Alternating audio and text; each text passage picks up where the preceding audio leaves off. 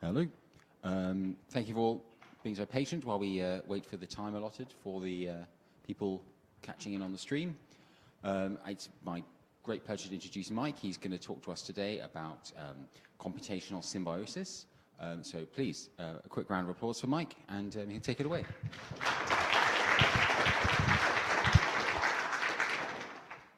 Hello, everyone. My name is Mike Gurwitz. I'm a free software hacker and activist with a focus on user privacy and security. I'm a GNU maintainer and volunteer, and I've been programming for about 20 years, half of that professionally, and I've been a computer user for a little longer. So I've had a chance to notice certain trends in how we interact with our machines over the years. And what we've trended toward are attempts to cater to as many users as possible by providing these carefully choreographed workflows that think for you. And I don't doubt or argue that this has been successful in making computing accessible to huge numbers of people. But it's important that we recognize the limitations of this. This is a talk about practical freedoms, which is an issue separate from but requiring software freedom. If developers are doing the thinking for us, then even if the software is free, users are still stuck asking developers to implement those changes for them. So what I want to do is to try to blur the lines a little bit between user and programmer and show how users can be empowered to do their own type of computing in practical and powerful ways. So it's going to require a slightly different way of thinking for most users, but I want to start with an example that most people are probably familiar with. So this is GNU IceCat, which is a Firefox derivative. It's the only GUI really I use on a day-to-day basis. This is an admittedly staged session with a number of add-ons. It doesn't normally look like this. But a common operation to do on the web is to find text. So how you do this exactly varies between browser and browser, but usually it involves clicking on that little hot dog, hamburger, whatever you want to call it, menu up there. Click on Find in this page. It opens a bar. You start typing. There's a button to highlight all the text. It shows the number of matches. So this feels like a fairly efficient way to convey your intent to the machine. It seems like a useful feature. But notice how I had to convey these instructions to you. Because GUIs are inherently visual, I had to take screenshots and highlight the portions of the page to actually click on. Another issue is that GUIs change over time. So I'm sure there are people here that remember when it used to be in an edit menu, which you can still get at if you hit Alt, by the way. And that I kind of preferred because it provided a more canonical representation for instructions. Saying edit find is pretty clear. But you'll notice in the menu that there is one thing that hasn't changed over the years, and that's this key binding, Control F. When you hit Control F, it's as if you click the menu option. It immediately appears and you can start typing. And I apologize for my sniffling. I'm coming off of a cold. So normally when we interact with GUIs, it's with a mouse. But the position of our hand on the mouse pad or our fingers on the touchpad don't really have any inherent meaning because the cursor could be anywhere on the screen at any given point in time. But when we switch to using Control F, we're switching our mode of interaction from visual to tactile. Suddenly, the placement of our hand on the keyboard, the motion, the feeling of the key press beneath our fingers, we associate that with the act of finding something. So I want to propose a little simple research task. Let's say I emailed you a list of web pages, maybe 5 or 10 of them, and I wanted to know which ones do not contain the phrase free software, maybe to focus my activism on. So you don't need to read that slide, but let's say, how would we do this as a normal user? Well, we would probably, in our mail client, maybe open multiple tabs by clicking on this little icon. We'd navigate to the URL, and then open all of them. And then for each one, we'd have to click on Find in this page. We'd have to type free software. Let's assume it wasn't found. Click up here a couple times, right-click, copy. Go over to our editor, right-click, paste, hit enter to go to a new line. Back over here, close the tab, and repeat. Now, this doesn't really feel like we're melding mind and machine. We could use Control F, like I suggested, but that only saves us a couple of clicks. So can we do better? If instead we opened the tab with Control T and pasted the URLs in, used our little use the trick for Control F, search for free software. Let's pretend that it didn't actually find anything. We hit Control L, Control C to copy, Alt Tab to go over to our editor, Control V, enter, Alt Tab, and then Control W would close the tab.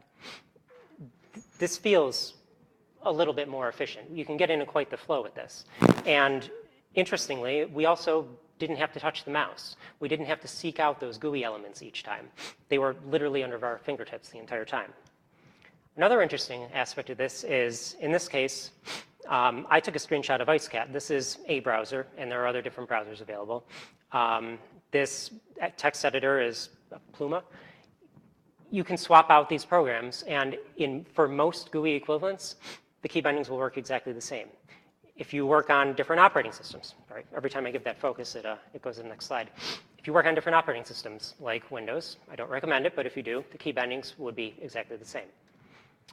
Now, if we took that previous slide and kind of condense it a little bit, we get this, which looks a little bit more like instructions from the machine. That bracketed part is the conditional portion. And if you're familiar with macros, then it's kind of like that, the ability to replay, to record and replay keystrokes. So could we do that in this case? Could we automate this process by recording and playing back these shortcuts? And unfortunately not, because it requires a visual inspection upon searching in order to know whether or not to do that conditional logic. It's also tedious and manual. So it works okay with 5 or 10 URLs, but what if I send you 100 or 1,000? I would not wish that suffering upon anyone. So what if I told you, if I were given this task, I could go grab a coffee, play with the kids, come back in a little while, and have a list generated for me in an automated manner. And it would only take me a minute or two to create that process, and that I don't even think you need to be a programmer in order to create it. Now, for those of you who do know how to do this, this is where the concept of wizardry comes in. And some of you might be rolling your eyes thinking, oh, this guy thinks he's so sweet, because the answer is obvious to you. But for users who are thinking in terms of what I just described, the answer is not going to be obvious. And that's because there's this entire world and way of computing that's hidden from us. And it's not hidden from most users, rather. And that's not because it's a secret. It's because these interfaces have been developed to either mask or replace them by providing interfaces that are good enough for a particular use. The problem is good enough is only good enough until it's not, until we start to deviate away from those preconceived workflows. So let's start by lifting the curtain a little bit on a web page. If you right-click on the page and click on View Source, you get a new tab, which is this. And this is sort of like the source code of the web page, or at least most of it. And when we're in here, we can hit Control-F all the same, still search for free software, and it would still be in there. So even though we've gotten rid of the extra visual stuff, we're still able to get at the substance of the page. So clearly, that extra stuff wasn't providing us much benefit. And this simple fact that it's plain text opens up a whole new world to us. We've stripped away all of the extra GUI stuff, and we're left with the substance of the page. But we're still in a browser in order to get that HTML page. And we don't have to be, though. So if we were to copy, I'm not going to do it here. If we were to copy that, Control-A to select everything, Control-C, Alt-Tab, Control-V, paste it in our editor, we could search in our editor all the same. We're not locked into the web browser for this. Text is a universal interface. And what I mean by that is we don't need specialized tools to work with it. So you can view it in your browser. You can view it in your text editor. You can text it to your friends. You can print it in a book. You can write it out on paper and type it back into your computer. It works all the same. So if we took what we had in our editor, if we pasted the HTML in, saved it as speakers.html, let's say, and double-clicked on it, it would open in our web browser in the same format we were looking at before. But if we open that same file in our text editor, we get the HTML again. It's just these two programs choose to render it in a different way. So we still haven't eliminated the web browser because we need to use it to access the HTML. But if all we're doing is trying to get the HTML for a particular page, it doesn't seem like a very efficient way to do it because we need to open the browser, navigate to the web page, view the source, et cetera. So we're going to switch our interface a little bit. Up until now, the keyboard's been an alternative to something. So we're going to go into a world where it is the primary interface. So if you open something called a virtual terminal emulator, or VTE, you're greeted with this curious string of characters called the command prompt. And the thing that's prompting you for a command is called the shell. And GNU shell is bash. Now, since this is a talk about freedoms, hopefully you're using bash on an operating system that respects your freedom to use, study, share, modify your software. With that said, there are other operating systems where bash is available, like OS X. Bash is the default, but again, you lose your freedom there. And Windows, in particular, has this kind of misnomer where they call it bash on Ubuntu on Windows, which is just GNU and Linux running atop of the proprietary Windows kernel. You can do a lot better. For this talk, As is conventional, I'm going to show the command that's being run prefixed with the $, and then all of the output will follow after. So, retrieving the HTML from a web page. Most GNU and Linux distributions come with GNU wget, and we can use it simply by typing wget, a space, and then the URL that we wish to retrieve. And it's going to have a lot of output. It's not particularly important as long as it succeeds, but you'll notice it says it saves as index.html, which isn't really obvious unless you know a little bit about the web as to why it chose that name. So we can change its behavior and tell it to output to speakers.html with this O flag, which stands for output file. And then that backslash at the end of the line there just allows us to continue on to the next line, since a new line would normally execute the command. So with this, we've eliminated the web browser. That gives us the raw HTML in speakers.html. If we were to open that file and compare it to the one that we saved using our editor manually, they would be exactly the same. So, I know that the command line can be a little cryptic to some people, but if we compare this to what we might do in a web browser normally, which is, hit Control-L to go to the URL bar and type in the URL, it's really not all that different. We're replacing Control-L, wget. I mean, you'd still have to view the source of the HTML and such, but it's really not too bad. But now we're left with searching. So again, we used our text editor previously to search for free software. Can we replace that portion of it? And there's a tool called grep. So for grep, you invoke similarly to wget. You just do grep space.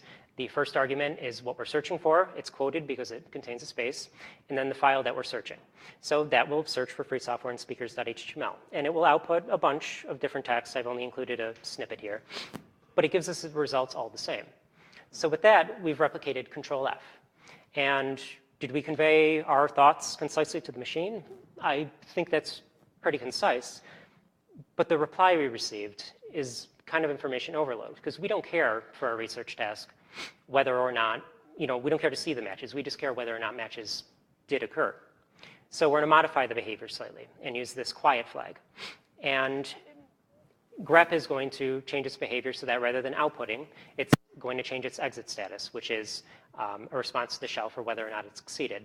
And the shell has a way to say, execute this next command if the previous succeeded, by putting 2 ampersands between the 2 commands. So this is saying, search for free software in speakers.html and echo yes if it's found. Since echo is its own command that can stand on its own, you can also run it on its own. So this is the typical hello world program in shell. But if you remember the research task, it's to find the web pages that do not have that match.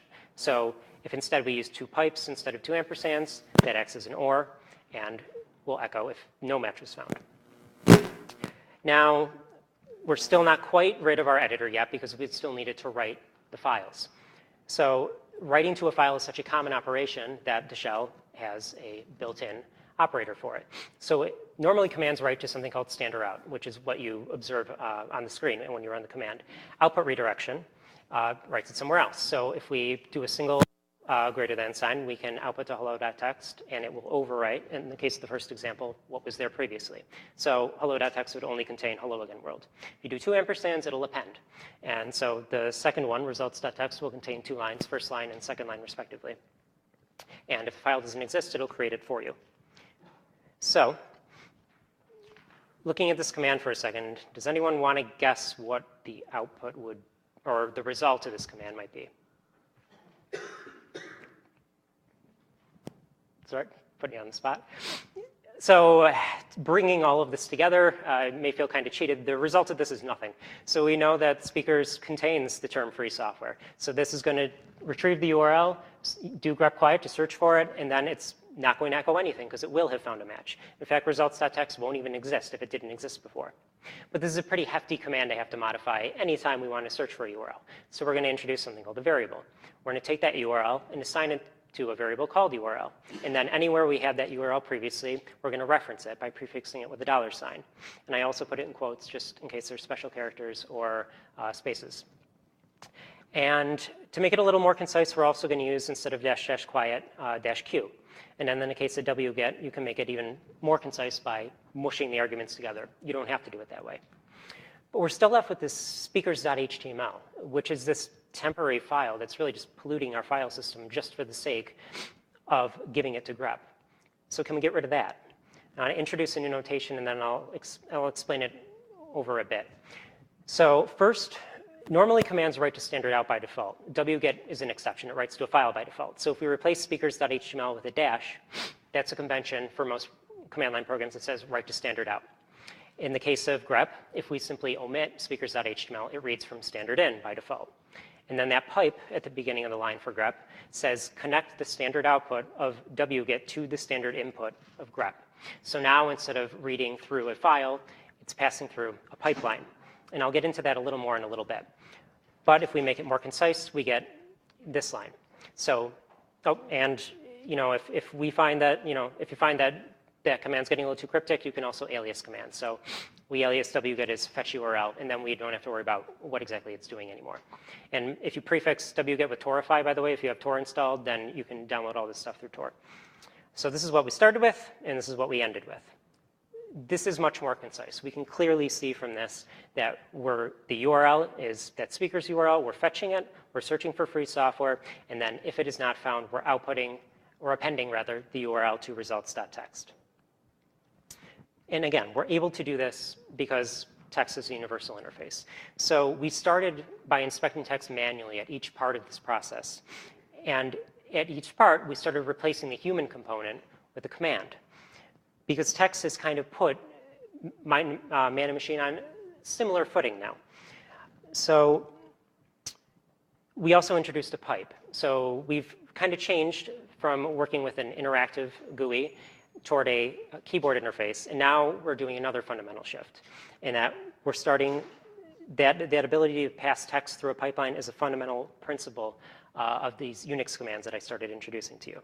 So Doug McIlroy is credited for the Unix pipe.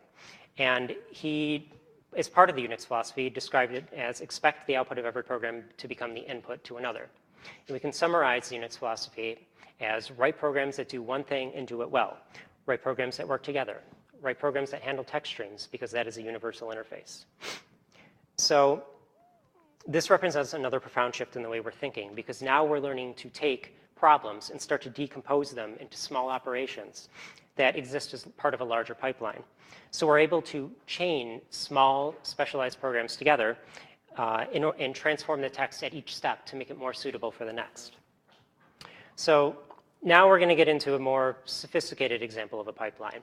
So if we take that speakers page from before, if we look at the HTML, which I'm not going to pull it up here, but each section, each speaker header can be denoted by this speaker-header. So A5 just tells grep to output the line, followed by the 5 lines that follow it. And head N14 just says, as part of that pipeline, only output the first 14 lines. And you'll notice that the titles are enclosed in M tags. So let's pass that to grep instead of head, which gives us all of the titles. Oh, I suppose I should provide the context. The speaker list, I noticed that multiple speakers had multiple talks. So I want to know specifically what talks had the most speakers associated with them. Sorry, important context there. So that's the goal. But you'll notice that Tor project line has an and in it. So there's a speaker, a couple of them actually, that presented in multiple talks. So grep fortunately has this O flag, which stands for only. And that says only output the portion of the line that matches the pattern rather than the entire line. And if there happen to be multiple matches on a single line, grep will output them on separate lines, which is exactly what we want. Now, this cryptic-looking pattern is called a regular expression. I don't expect you to learn it for this talk. We had to make sure it only matched on the surrounding M tags. So don't worry about understanding that for now. That just says match any non-less-than character between M tags. So that gives us the list of all the talks. We want the count of the talks. So if we pass it to unique, C in unique says count them, in D, count the duplicates, and D says only output the duplicates. And unique relies on the output being sorted because it only looks at consecutive lines. So first we pipe it to sort. And then we finally sort it numerically in reverse one last time because we want the top talks, and we take the top 5 of them by piping it to head. And that gives us our answer. So through this simple pipe, in the eye of the beholder, fairly simple pipeline, we have found out the talks with the top, with the most speakers in them. Now, just because to show you that it's possible, again, this is a more complicated regular expression, and I don't expect you to learn it. Sed stands for stream editor. And what we're doing is we're reformatting this into an English sentence by taking those parenthesized groups in the beginning. So remember, we had the number first, and then taking the text between M and reformatting it as an English sentence. And now if you happen to have the program installed and you pipe this to eSpeak, your computer will speak that text to you. So because, listening to computers talk is all the rage now today. So. And what's interesting about this too is that how I presented it to you is exactly how I developed it. So in programming, we call these types of interactive environments REPLs, read, eval, print, loop. So the shell reads the command, it evaluates it, prints the result, and then keeps prompting you for commands. And as a hacker, this is really useful for me because I can rapidly prototype something, and I can worry about cleaning it up later or maybe writing it in a different language. But users aren't experts at these commands. They need to go through a discovery process. And a shell is really good for that process because you can just type commands. And remember, since text is a universal interface, a human can replace a command at any point in the pipeline. So users can just keep layering commands and trying to play with it and figure out something that works for them. It doesn't have to be pretty. It just has to work. So up to this point, if we go back to our research task, we've come up with a list of URLs that don't contain free software, but how do we feed those URLs into the pipeline? We have a few different options. The simple one is, what if you just, assuming you're using a GUI email client, save the email to a file, and then using grep, and again, a regular expression, we can pull the URLs right out of the email. Now, this isn't perfect, like it'll grab a punctuation, for example, at the end of the URL, but we're assuming a list of URLs here. So here's a few examples. And we're going to introduce while and read. So while will continue, it will execute its body, that echo there, as long as its command, read, exits successfully. And read will continue, in this case, to read the URLs from standard in, from email of links.txt, until there are no more lines to read. So if we put our pipeline into that, like this, and the only change I made is moving results.txt outside of the loop, this will iterate through everything and execute that command for each URL that it finds. But with this, we can't see the text unless we actually open up the file. So for convenience, we can use T, which is named for a pipe T, in that it continues to pass the data through the pipeline to standard out, and it also outputs it to whatever file you provide. But if all we're doing is taking this and pasting it into a GUI email client, wouldn't it be convenient if it were already on the clipboard for us, which we can do with Xclip? But again, we can't see the output. So if we use this special notation with bash, that spawns Xclip within a subshell and then replaces that with a path to a virtual file representing standard in of Xclip. So that has the effect of T writing to Xclip and still passing the data through the pipeline to standard out. If we're writing to the clipboard, though, why bother saving the email to a file to begin with? Why don't we just read it from the clipboard? So if you copy the email to the clipboard, we can pull it right out and pass it to grep at that point. Or you could eliminate grep entirely if you just copied the list of URLs instead. So we can also, what if you did all this processing and then as an afterthought, you're like, okay, I want this on the clipboard. We used a greater than sign to redirect output, but we can also use a less than sign to redirect input. So we can redirect results.txt into Xclip as standard in place of standard in. All right. So again, I mentioned I could go grab a coffee and play with my kids. Now would be the time, now that we've automated away this process. But the thing is, if we can go grab a coffee, that kind of implies that this pipeline is a bottleneck. The internet's fast nowadays. We shouldn't have to wait. So what can we do better?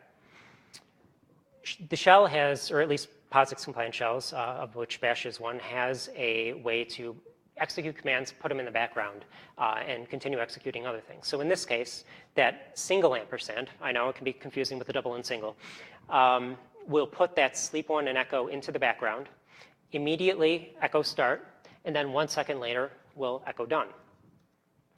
So if we just append an ampersand right in the body of our loop there, then it'll execute. If we have 5 of them, it'll do all 5 at once. If we have 10 of them, it'll do all 10 at once. But the problem is, if we have 100 of them, it'll do 100 of them at once. If we have 1,000, it'll do 1,000. And it's not a very efficient use of resources, spawning thousands of processes to do this task. And you're also kind of DOSing the websites when you do it, so network administrators aren't going to be too happy. So in order to proceed, we're going to have to, up until this point, our commands have been like part of this interactive shell. We need to make it so that external programs can also access them. And one of the other nice things about shell is after you're done tinkering, you can pretty much just copy and paste exactly what you had on the command line, put it in a file, and it will, with some minor exceptions, it'll continue to work as is. Of course, the one minor exception we have are aliases by default only work in interactive sessions. You could create a function, but I just decided to throw wget in there. And then those positional parameters 1 and 2 just represent these 2 arguments here that we're passing to URL grep. So we name the command URL grep and can invoke it like this. And then this thing at the top here is called shebang, and it just tells the kernel what interpreter to use to execute this script. And then this chmod sets the executable bits, makes it executable so you can do it like so, and this is equivalent to what we were doing previously. Now we're going to replace that while loop with xargs, which constructs command lines. So from standard input, it's going to read a list of URLs, and then it's going to append them to the end of this portion here. If this N1 says read one at a time and then execute it for each single one that's read, because otherwise it would take all of them and append it to a single command line, which isn't quite what we want. So now, xargs has a p flag, which tells it how many processes to run. So if we say p5, we can tell it run 5 concurrent processes. So at this point, how long would this take to run? So I came up with a list of URLs to FSF, Wikipedia, and I forget what else, and I just repeated it, so we had 1,000 of them. This WCL counts the number of lines. WC stands for word count, L for lines, in the file. And time outputs time information. So if I run 10 concurrent processes on my computer at home, 1,000 URLs finished within 18 seconds. So when I said it'd take me a couple minutes to write the command, you can imagine if you're, once you get used to this, you write the command and execute it in the amount of time it takes users to open a handful of tabs using the manual GUI way we had before.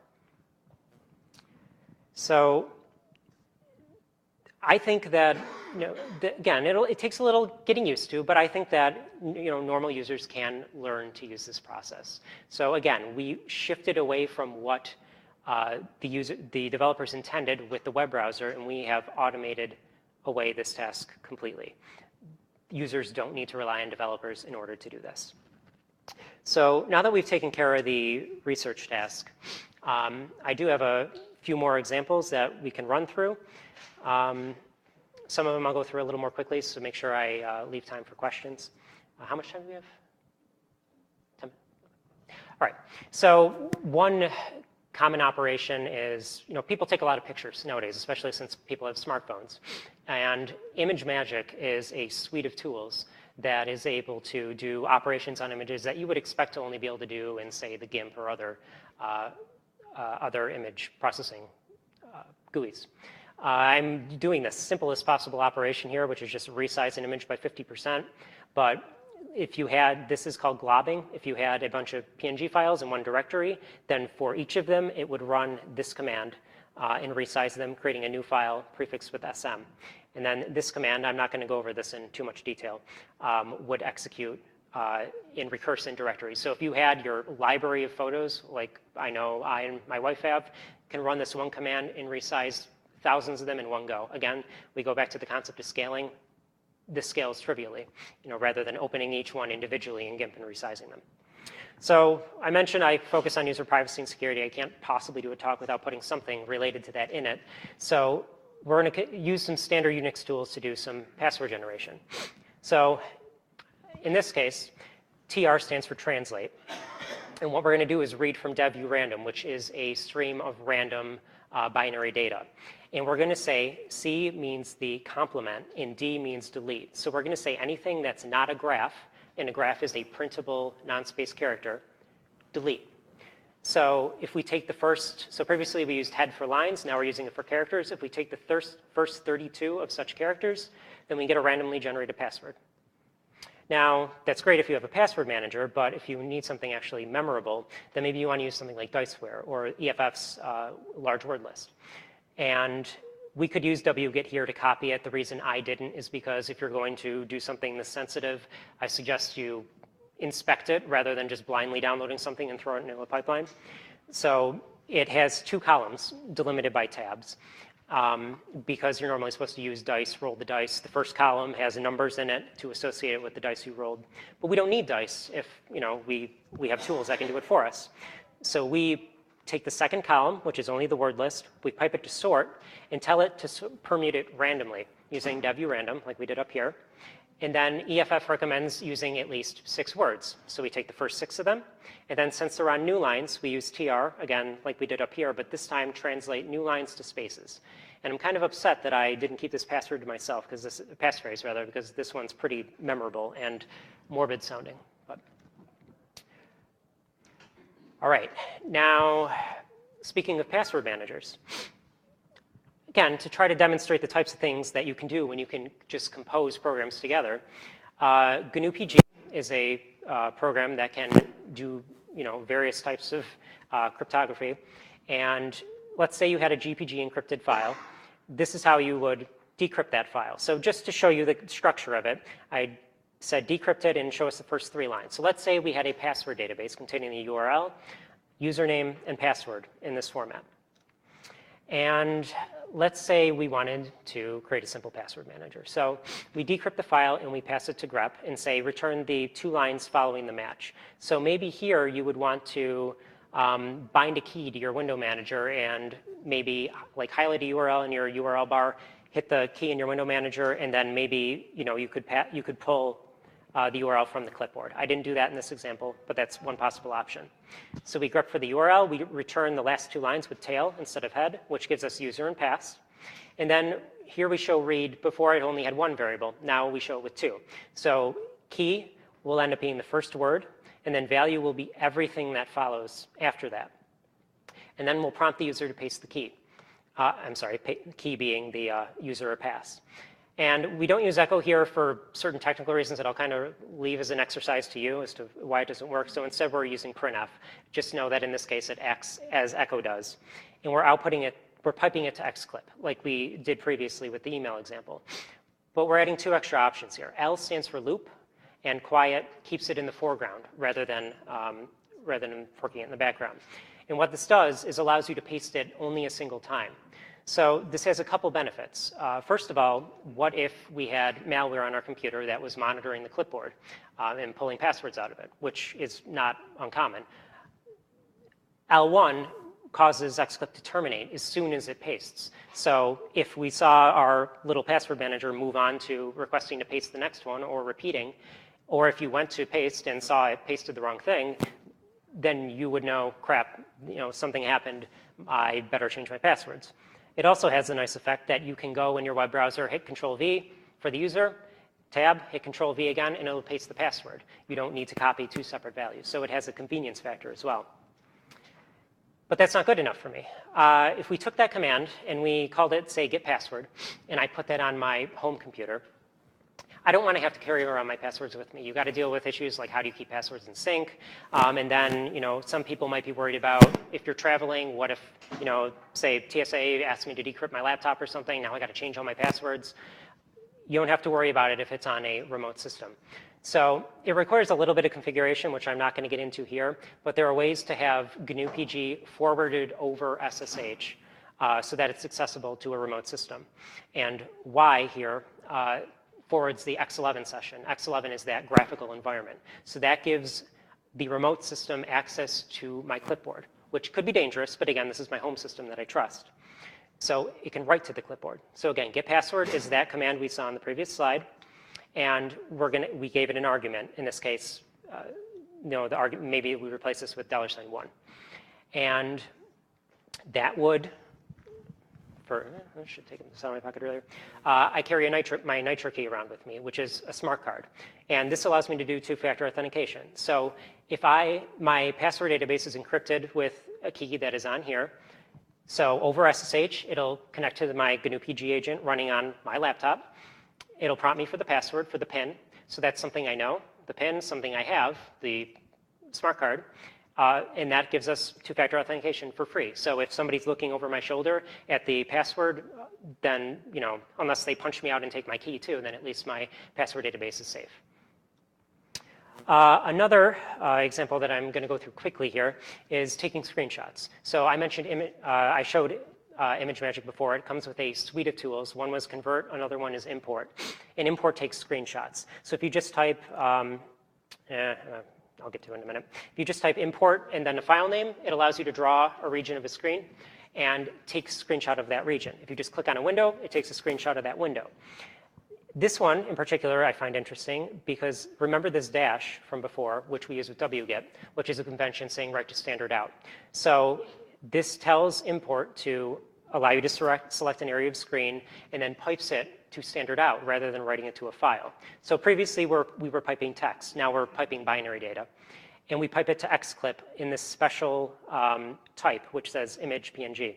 So now you have an image on your clipboard that you can then paste in your web browser or paste in a program like GIMP that recognizes images. But I wanted to come up with something a little more interesting that, again, shows how you can, again, string commands together so easily and interesting and ways that seem somewhat innovative to users or novel. So in this case, we import a screenshot with import, and I'm going to try to demonstrate this. And we're using Tesseract. And Cowsay is just because I feel like screwing around and the cow's cute. So Tesseract is an OCR program. And if I can, I tried it at home on this Keynote speakers list. I'm just going to view it in the browser like this so it stops moving on me. And now your mileage may vary with Tesseract because it depends on your training set. But this is using Trisquel, and I tried Trisquel at home. So if we run this command line, if I typed it correctly, yes. These two dashes, the first argument means read from standard in. The second one means write to standard out. And I don't have Cowsay here, so we're just going to omit it. The FSF was nice enough to install these two programs for me. If we highlight, actually, hold on. Now it's, let me move this down a little bit and try it again so it's a little more impressive. So this is import. We're highlighting the region, and we get Tesseract to, it worked much better at home. It worked perfectly at home, actually, which you could see on the slide. But you can see a little bit here. It grabbed Keynote speakers and stuff. And again, it depends slightly on your training data and the page segmentation mode that you choose. But I like this example because it's one of the easiest ones done, yet it seems somewhat novel. I mean, you have a program where you can select an area of the screen and run OCR on it. And you could do other things with that. You could pipe it to eSpeak if you wanted it to speak to you. You can imagine maybe binding a key to your window manager so you could highlight a region and have it speak to you. If you don't want that, there's a program called Zenity you could pipe to that shows a dialogue and can show the text in it. So again, I just want to show that if you start to explore and learn this core set of programs, you can just put them together in different ways to create entirely new systems that, again, developers don't have to get involved in. I don't doubt that anyone in this room could learn to write something like that as long as you knew the conventions and the programs that exist. So I want to finish with one final example that is definitely not melding mind and machine here. But I mentioned earlier when we were talking about macros, could we automate this away? And I said no, because there's this visual element to it. But now we have Tesseract. So to kind of bring this full circle, XDoTool is like a Swiss Army knife for X11 and allows you to send commands, move the mouse, send keystrokes, resize windows, do all sorts of stuff. So what we're saying is select a window that ends in GNU IceCat, and sync just stops it, make sure that operation completes before we continue. And then I resize the window just to make sure that when I take a screenshot down here, I know where things are going to go. And then we proceed to do what we did manually with the key bindings earlier, which is send Control-T. We read our URL list. We send Control-L, type in the URL, hit return. The reason I need kind of separate ones here is because you can't chain them after key. It's just a detail of XDoTool. And we insert some sleeps here to give it time. I use Tor at home, so I need a little bit of extra time for the command to complete. We hit Control-F, type free software. And then the interesting part now, to get around that whole visual inspection, is we run import, which again is ImageMagick. We say you can give it an X11 ID for the window, and we use XDoTool to get the active window. And then we crop it to the region where, on my system at home, the matches are. So, and by matches, I mean this thing right here. So if you type something that doesn't exist, it'll say phrase not found. So that's what we search for. We run tesseract, and as long as it works correctly, we grep for something that begins with phrase. And if it's found, that means the URL was not found, so we echo it. So this is the equivalent of the other command line script we did previously. I don't recommend doing that. It was just an absurd example I, again, used to show that, you know, the types of things you can do on the command line. But, so I'm just going to kind of leave this slide up. I mean, I can't, you know, you're going to have to figure out how to work your way around the command line. I know GUIs are intended to be kind of, they're built in a way that you kind of can discover things for yourself. You don't have to read documentation. Command line, it's a little bit different. So GNU comes with, all GNU packages come with info manuals, which are like books. All GNU programs have a help command, which outputs usage information. And and then there's man pages that exist for most Unix commands. So at this point, I'll open it up for questions. If there aren't any, I can ramble on more things, but I think we only have about 4 minutes or so left. First, round of applause for our speaker.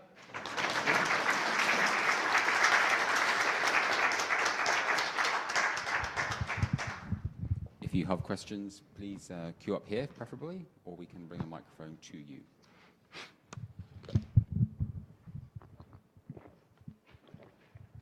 We have a winner.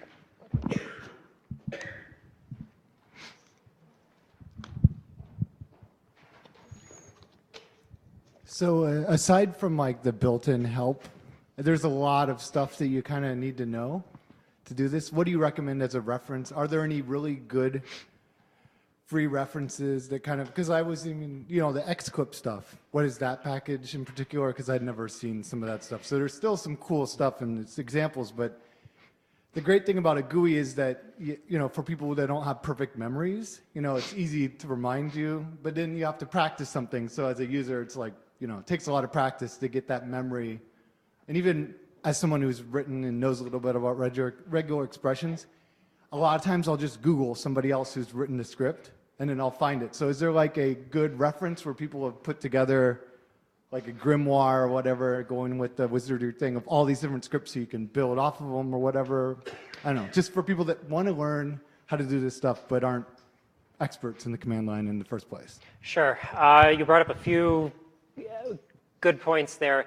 As far as a single resource, I can't necessarily say so. I know if you're starting, and again, don't mind reading, Bash's man page is awesome. I've printed it out and read it like a book. There's Greg's Wiki, is what it's called, named after the author. He goes over a lot of the pitfalls of Shell, because there are a lot of them. As far as like discovering commands, Xclip happens to come installed with X11. Command called Xcel, which is a little easier to work with, but I didn't mention it here because it wasn't installed by default. As you mentioned, discovering these commands can be a little difficult. I mean, there is, I guess, no substitute for searching online. As far as one like unified resource, I don't really have a strong recommendation. The core like Unix utilities are part of GNU Core Utils. So if you look at the info page for Core Utils, that goes over all of the kind of core commands that you really ought to know if you're doing any serious work on the command line. I even forget some from time to time. But as far as getting into something like Xclip, really, I mean, to be honest, those are the types of things where I just, you know, I was searching on, oh, how do I solve this problem? And I happened to find it. I'm sure it is documented somewhere. But especially when you're starting to get into the world of GUIs, like if you want to start playing music from the command line or manipulating images or all these other things, it becomes more kind of less in the space of the traditional hackers where there's documentation on the command line and you're getting more into, you know, you're going to have to look toward web resources. So I wish I could give you a really solid answer. If you have a person who knows the command line, that's your best route. But. Can I do a plug for a second? Sure. Oh, sure. Just for a quick plug, if you go to the shop, the GNU shop for the GNU Press, we have the introduction to the command line. It's a $20 book that has a very good introduction. Sorry, I haven't actually read it. But I also wanted to plug a book that helped me a lot in learning this stuff, which is an O'Reilly book called the Bash Cookbook.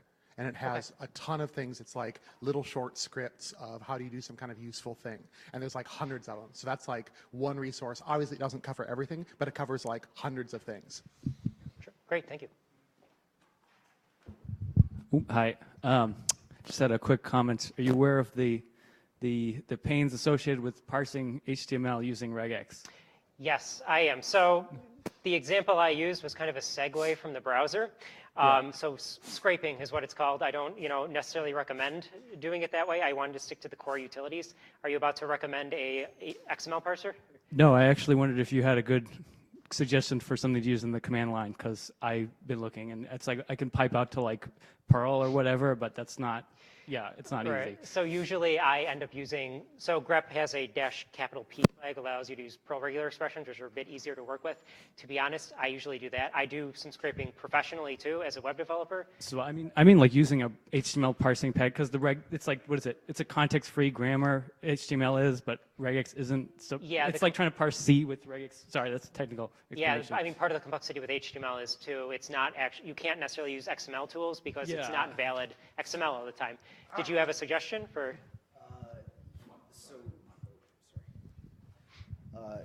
You can use XPath. XPath should be perfectly capable of parsing HTML. Even if it's not valid XML, XPath will still work?